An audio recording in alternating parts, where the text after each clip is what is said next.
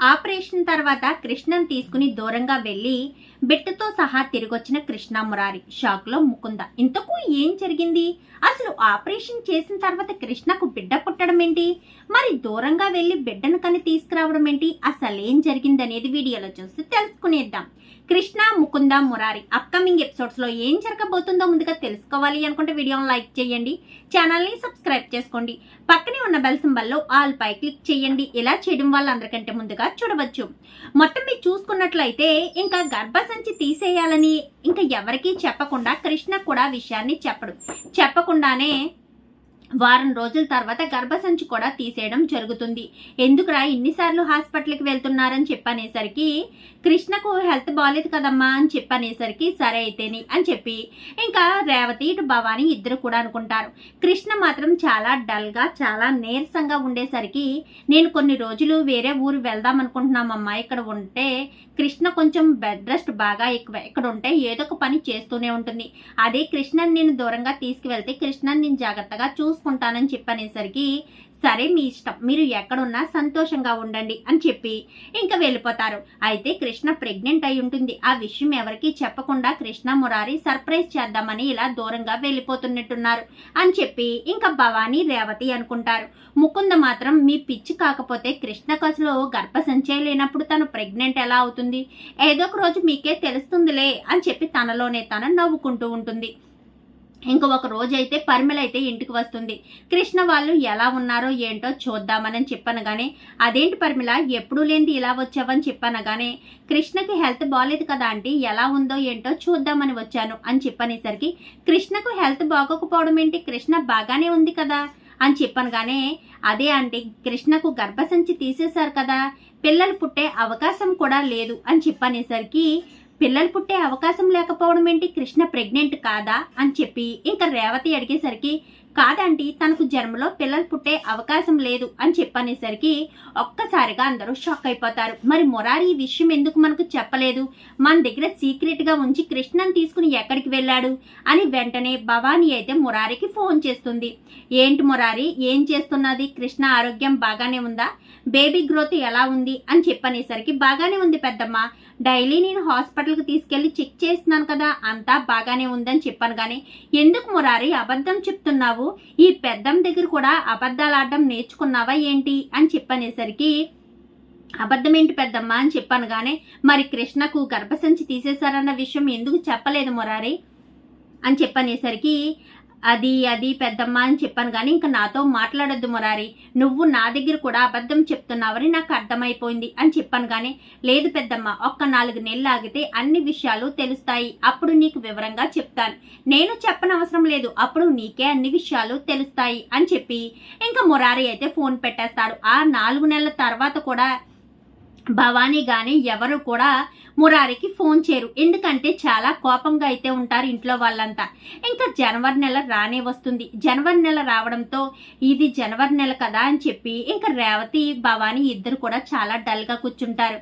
ఏమైందక్క జనవరి నెల అంటే అని చెప్పనగానే కృష్ణ మనకు మాట ఇచ్చింది కదా రేవతి, జనవరి నెల కల్లా పాపనో బాబునో తీసుకొచ్చి మీ చేతుల్లో పెడతానని, జనవరి నెల రానే వచ్చింది, కానీ కృష్ణకు మాత్రం ఆ అదృష్టం లేదు అని చెప్పనేసరికి ఏం చేస్తాం అక్క, మన తలరాతల్లో అలాగే ఉందేమో, వాళ్ళకు మన వంశాన్ని నిలబెట్టే వంశాంకురం పుట్టే అవకాశం లేదేమో అని చెప్పి ఇంకా ఇద్దరు కూడా మాట్లాడుకుంటారు.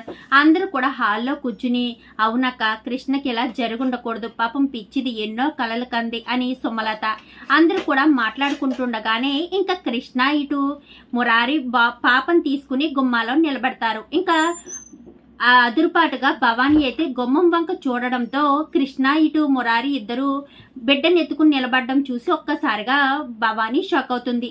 నేను ఇంతకు ముందు చూసినట్టే భ్రమపడుతున్నానా, అంటే ఈ సమయానికి బిడ్డ పుట్టాలి అనుకున్నాను కాబట్టి ఇలా కనిపిస్తుందా అని చెప్పి అనుకుంటూనే గబగబా అడుగులు వేసుకుని గుమ్మం దగ్గరికి వచ్చేసరికి ఇంకా కృష్ణ అయితే పాపతో సహా నిలబడుతుంది. ఒక్కసారిగా భవానీ షాక్ అయిపోతుంది. ఏంటి మురారి ఏంటిదంతా, కృష్ణకు గర్భసంచే లేదు, పిల్లలు పుట్టరని చెప్పారు కదా, అదేంటి పాపం తీసుకొచ్చారు, అసలు ఏంటో నాకేమీ అర్థం కావడం లేదు అని చెప్పనేసరికి అన్ని విషయాలు నీకు అర్థమవుతాయి పెద్దమ్మ అంటూ ఇంకా వెనకాల నుంచి అయితే పరిమళ కూడా లోపలికి రావడంతో ఇంకా అందరూ కూడా చూసి షాక్ అయిపోతారు. అదేంట్రా పిల్లలు పుట్టరని చెప్పారు కదా, మీరు పాపను ఎక్కడి నుంచి తీసుకొచ్చారు అంటే అనాథ పాపను తీసుకొచ్చారా ఏంటి అని చెప్పనేసరికి లేదండి అది కృష్ణ మురారీల పాపే అని చెప్పి పరిమళ మాట్లాడేసరికి ముకుంద ఒక్కసారిగా షాక్ అయిపోతుంది. ఏంటి పరిమళ గారు ఏం మాట్లాడుతున్నారు, కృష్ణకు గర్భసంచి తీసేశారు కదా అంటూ ఇంకా ముకుంద మాట్లాడేసరికి మీరు కొంచెం సైలెంట్గా ఉంటారా అంటూ చెప్పడంతో ఇంకా ముకుంద అయితే సైలెంట్ అయిపోతుంది. ఏంట్రా మురారి ఏంటిదంతా, మమ్మల్ని మోసం చేయాలనుకుంటున్నావా, మాకు నిజం తెలిసిపోయిందని తెలిసిన తర్వాత కూడా మీరు ఎలా ఎందుకు చేశారు అని చెప్పనగానే మీరు చాలా పొరపడుతున్నారా అంటే నేను ఆ రోజు మీకు కావాలనే వచ్చి చెప్పాను. నిజానికి కృష్ణకు ఎటువంటి ఇబ్బంది కలగలేదు, తన గర్భసంచి కూడా తీయలేదు. అసలు ఆ రోజు ఏం జరిగిందంటే ఎవరో కృష్ణకు టాబ్లెట్ ఇచ్చారు, ఆ టాబ్లెట్ ఇవ్వడం వల్లే కృష్ణకు ప్రెగ్నెంట్ కాకుండా పోయింది. అది తెలుసుకున్న కృష్ణ ఇదంతా నేనే దగ్గరుండి కృష్ణకు ట్రీట్మెంట్ చేసి మరి తను గర్భసంచి తీయకుండా తీసేశారని మీ అందరికీ అబద్ధం చెప్పాను అని చెప్పనేసరికి ఎందుకు ఇదంతా, ఆయన టాబ్లెట్ కలపవలసిన అవసరం ఏముంది, అసలు ఆ టాబ్లెట్ ఎవరు కలిపారు అని చెప్పాను. కానీ ఆ వేళ తాగిన పానకం వడపప్పులో మాత్రమే ఆ టాబ్లెట్ కలిసింది, వడపప్పులో అయితే కలిసే అవకాశం లేదు, పానకంలో మాత్రమే కలిసింది, అది ఎవరు కలిపారో ఏంటో మీరే తెలుసుకోవాలి అంటూ పరిమళ చెప్పేసరికి ఆ రోజు ఎవరు కలిపారు పెద్దమ్మ, ముక్కుంతే కదా పానకం వడపప్పు కలిపి తీసుకొచ్చింది అంటూ మధు చెప్పడంతో ఏంటి మధు నన్ను అంటున్నావు, అందరితో పాటు మీరు కూడా తాగారు కదా ఆంటీ, మరి కృష్ణకు మాత్రమే అలా జరిగిందంటే కృష్ణ ఆరోగ్యం బాగోలేదేమో అంతే తప్ప అందులో నా తప్పేముంది అని చెప్పనేసరికి ఇంకా మురారి అయితే గబగబా వచ్చి ముకుంద చెంప చిల్లుమనిపిస్తాడు.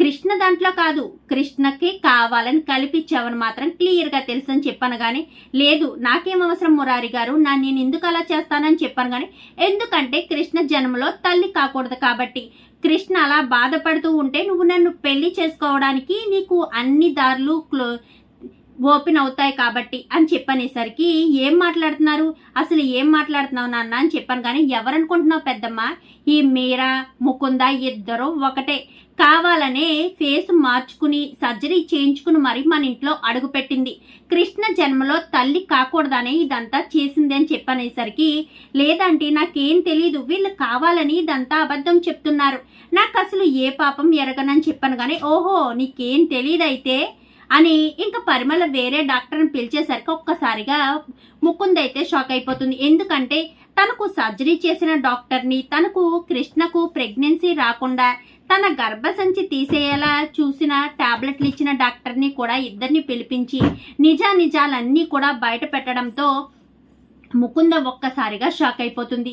ఏంటి నేను ఇంతెలా ప్లాన్ చేశాను, ఈ విషయాలన్నీ వీళ్ళకి ఎలా తెలిసాయి అని ఇంకా కంగారు పడుతూ ఉండగా భవానీ అయితే ముకుంద చెంప చెల్లుమనిపించి వాళ్ళు చెప్పేదంతా నిజమే కదా, ఎందుకే మళ్ళీ మా కుటుంబంలో కడుగు పెట్టావు, కృష్ణ ఏ పాపం చేసింది, నువ్వు ఆదర్శ సంతోషంగా ఉండాలని కోరుకుంది, ఆ మాత్రం దానికి జీవితంలో తల్లి కాకుండా చెయ్యాలనుకుంటావా, అది ఎన్నో కలల కంది కానీ అడ్డంకులన్నీ తొలగించుకుని బిడ్డను కని మరి ఇక్కడికి వచ్చింది, నీకులాంటి వాళ్ళు ఎంతమంది వచ్చినా కానీ కృష్ణ మురారీలు మాత్రం ఎప్పటికీ విడదీయలేరు, ఇలాంటిది ఒక్క క్షణం కూడా ఇంట్లో ఉండడానికి వీల్లేదు అంటూ మాట్లాడేసరికి ఇంకా రేవతి సుమలత ఇద్దరు కలిసి అయితే ముకుందను బయటకు గెంటేసి తలుపులేసేస్తారు. మొత్తానికైతే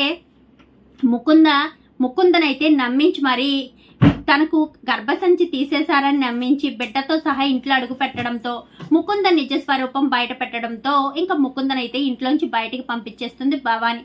చూద్దాం రాబోయే ఎపిసోడ్స్ లో ఇలాగే జరగాలని మీరు కూడా కోరుకుంటే వీడియో నచ్చితే లైక్ చేయండి, ఛానల్ ని సబ్స్క్రైబ్ చేసుకోండి, పక్కనే ఉన్న బెల్ సింబల్ లో ఆల్ పై క్లిక్ చేయండి. ఇలా చేయడం వల్ల అందరికంటే ముందుగా చూడవచ్చు.